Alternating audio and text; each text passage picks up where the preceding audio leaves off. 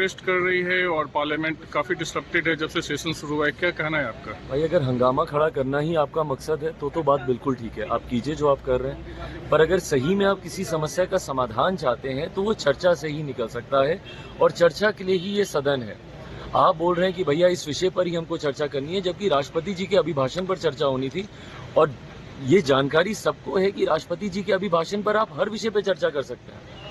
Anything under the sky that you want to discuss concerning issues concerning the people of our country, आप उसके ऊपर आप चर्चा कर सकते हैं।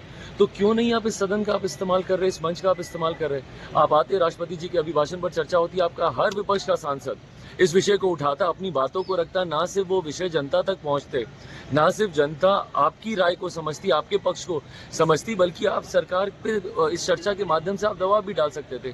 पर जैसा मैंने कहा कि सिर्फ हंगामा ही इनको खड़ा करना है, इनका मकसद ही नहीं है कि समस्या का समाधान निकले। इनका कहना है कि जेपीसी प्रोब होना चाहिए, सुप्रीम कोर्ट जज के अंदर में प्रोब होना चाहिए। आप कीजिए ना भाई, आप विपक्ष हैं, आपकी मांग बिल्कुल सही हो सकती है आपके हिसाब से, उसमें कहीं कोई दो राय नहीं है। पर उस मांग को रखने के लिए भी तो आपको एक मंच चाहिए ना। सड़क पर हंगामा करके या सदन को नहीं चलने देने से आपकी मांग तो नहीं पूरी होने वाली। आपका हर सांसद अपने हर चर्चा के दौरान इसकी मांग को रखता कि भाई जेपीसी को गठित किया जाए, जेपीसी को गठित किया जाए, या सुप्रीम कोर्ट के जज से ये मॉनिटरिंग कराए, जो भी आपकी मांग है भाई आप इस सदन में रखते। देश भी सुनता, देश के लोग भी सुनते, और सरकार पे भी दबाव पड़ता।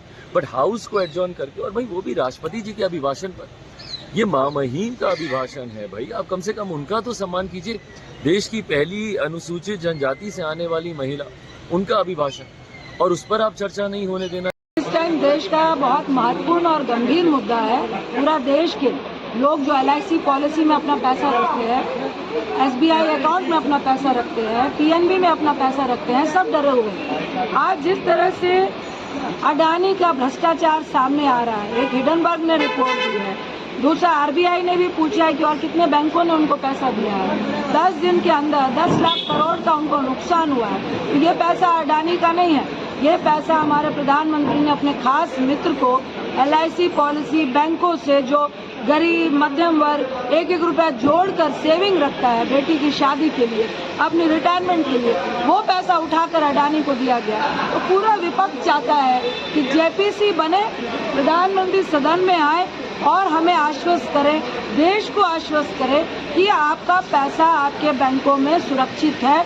जो भ्रष्टाचार निकल के आ रहा है उस पे आप क्या कार्रवाई करने वाले हैं, इसका आज ऑपोजिशन की बैठक है, अडानी के मुद्दे पे आज आप लोग प्रोटेस्ट कर रहे हैं, क्या कहना चाहेंगे इसके ऊपर? नहीं, हम तो निर्णय लिए हैं कि इस मुद्दे को सदन में चर्चा में लाना, और जो कुछ कमियां है वो सरकार को हम बताएंगे। और सरकार अब तक चुप क्यों बैठी? इतना बड़ा घोटाला होने के बाद भी गवर्नमेंट चुप्पी साधी है।